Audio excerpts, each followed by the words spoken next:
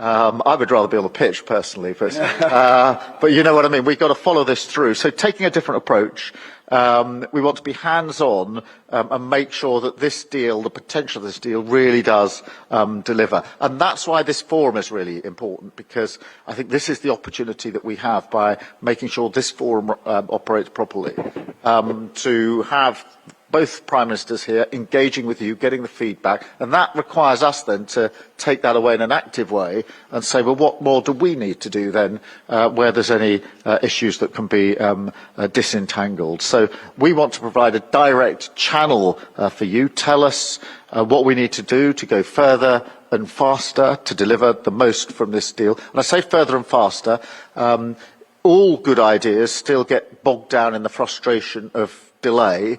And we have to unpick that delay. The world moves much more quickly now than it did in the past, and governments need to keep up with that pace. So you need to tell us what we need to do, how things are working, where there are still barriers that need to be taken down, and what more we can do to capitalise on the opportunities. So the message from me is we're here to help. I've got key ministers with me, Peter and Douglas here, Secretary of State for Business and for Scotland, and before Scotland, Douglas was responsible for trade, and therefore you've got experienced ministers, and they're here as evidence of how important we're taking this as a government. So we want to support you to maximise the potential in relation to this FTA. But once again, let me say thank you for being here. Today is just the start, if you like. Now the task is to follow through together, and we're committed to doing that because we know the enormous benefits that are there for your businesses, for our countries, and for working people across both of our nations. So thank you all very much. It is now my pleasure to hand over to Prime Minister Modi with our sincere thanks for the very warm welcome that's been extended to me, to the entire delegation, and through me and the delegation to the entire country. Thank you for that, and thank you for helping making this trip such a success. Thank you.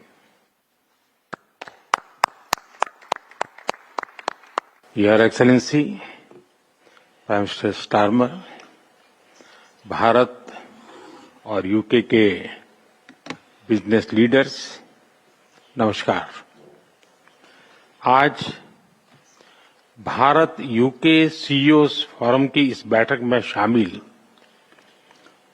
होना मेरे लिए बहुत खुशी की बात है। सबसे पहले मैं प्रधानमंत्री स्टारमर का उनके मूल्यवान विचारों के लिए आभार व्यक्त करता हूं। बीते वर्षों में आप सभी बिजनेस लीडर्स के निरंतर प्रयासों से ये forum Bharat UK strategic partnership के एक महत्वपूर्ण स्तंभ के रूप में उभरा है। अभी आपके विचारों को सुनकर मेरा विश्वास और गहरा हुआ है कि हम नेचुरल पार्टनर्स के रूप में और तेजी से आगे बढ़ेंगे, और इसके लिए मैं आप सबका अभिनंदन करता हूं। फ्रेंड्स, मौजूदा वैश्विक अस्थिरता के बीच ये वर्ष भारत यूके संबंधों की स्थिरता बढ़ाने वाला रहा है, अभूतपूर्व रहा है। इस वर्ष जुलाई में मेरी यूके यात्रा के दौरान हमने comprehensive economic and trade agreement यानी सीटा पर हस्ताक्षर किए थे।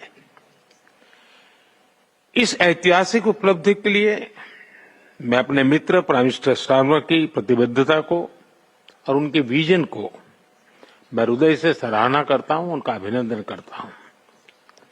ये केवल एक ट्रेड समझौता नहीं, बल्कि विश्व की दो बड़ी अर्थव्यवस्थाओं के बीच shared progress, shared prosperity and shared peoples का रोड मैप है। मार्केट एक्सेस के साथ साथ ये समझौता दोनों देशों में एमएसएमईज को बल देगा। इससे लाखों युवाओं के लिए रोजगार के नए द्वार भी खुलेंगे। साथियों, ये सीटा अपने पूरे पोटेंशियल को प्राप्त कर सके, इसके लिए मैं 4 नए आयाम इस सीटों को आपके बीच रखना चाहता हूं।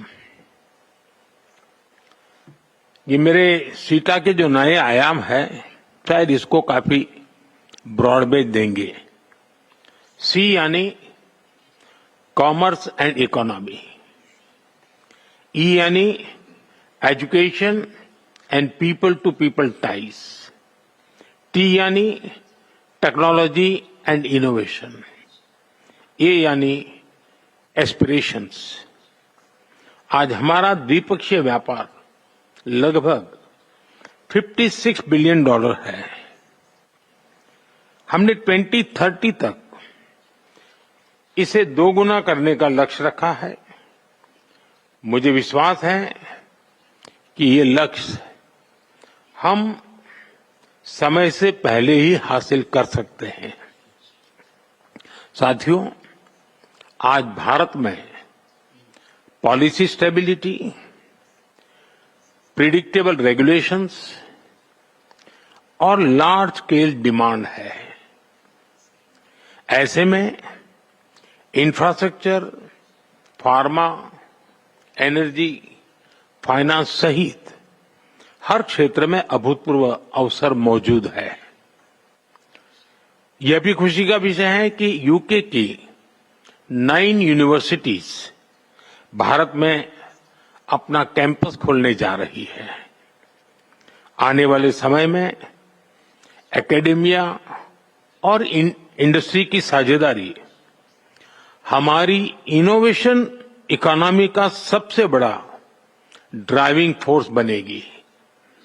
साथियों, आज telecom, AI, biotech, quantum, semiconductor, cyber और स्पेस जैसे क्षेत्रों में हमारे बीच सहयोग की अनगिनत नई संभावनाएं बन रही हैं। डिफेंस के क्षेत्र में भी हम को डिजाइन और को प्रोडक्शन की ओर आगे बढ़ रहे हैं। अब समय है कि हम इन सभी संभावनाओं को कॉन्क्रीट सहयोग में बदलने पर तेज गति से काम करें। Critical minerals, rare earth, API जैसे स्ट्रेटेजिक सेक्टर्स में हमें स्ट्रक्चर्ड तरीके से आगे बढ़ना चाहिए। इससे हमारे संबंधों को एक फ्यूचरिस्टिक दिशा भी मिलेगी। साथियों, फिनटेक सेक्टर में आप सभी ने भारत के सामर्थ्य को देखा है। आज विश्व के लगभग 50% real time digital transaction Bharat में हो रहे हैं। फाइनेंशियल सर्विसेज में यूके का अनुभव और भारत का डीपीआई मिलकर पूरी मानवता का हित कर सकते हैं। साथियों, हमारे संबंधों को नई ऊंचाई देने के लिए प्राइम मिनिस्टर स्टारमर और मैंने विजन 2035 की घोषणा की थी।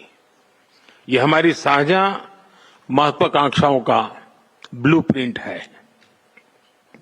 भारत और यूके जैसी ओपन डेमोक्रेटिक सोसाइटी के बीच कोई भी क्षेत्र ऐसा नहीं है जिसमें हम सहयोग बढ़ा न सके।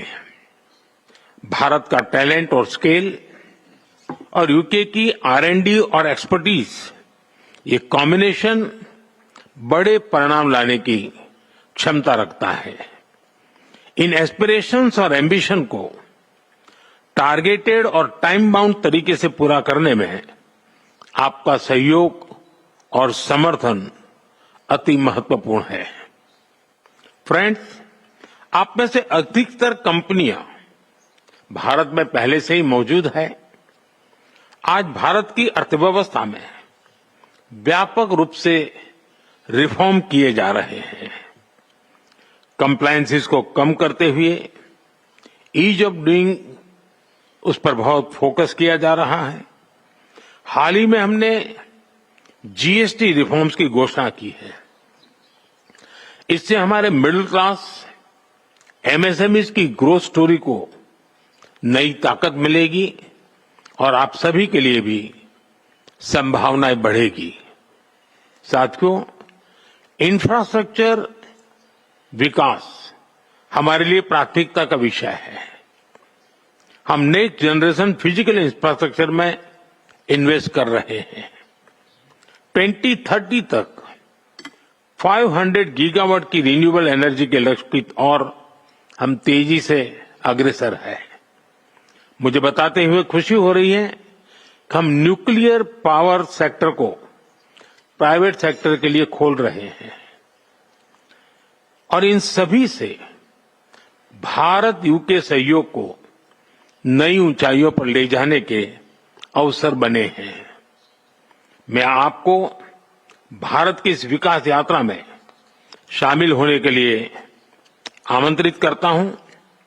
मेरा विचार है कि क्या भारत और यूके के बिजनेस लीडर्स मिलकर कुछ ऐसे सेक्टर चुन सकते हैं जहां हम संयुक्त रूप से दुनिया में नंबर 1 बन सके।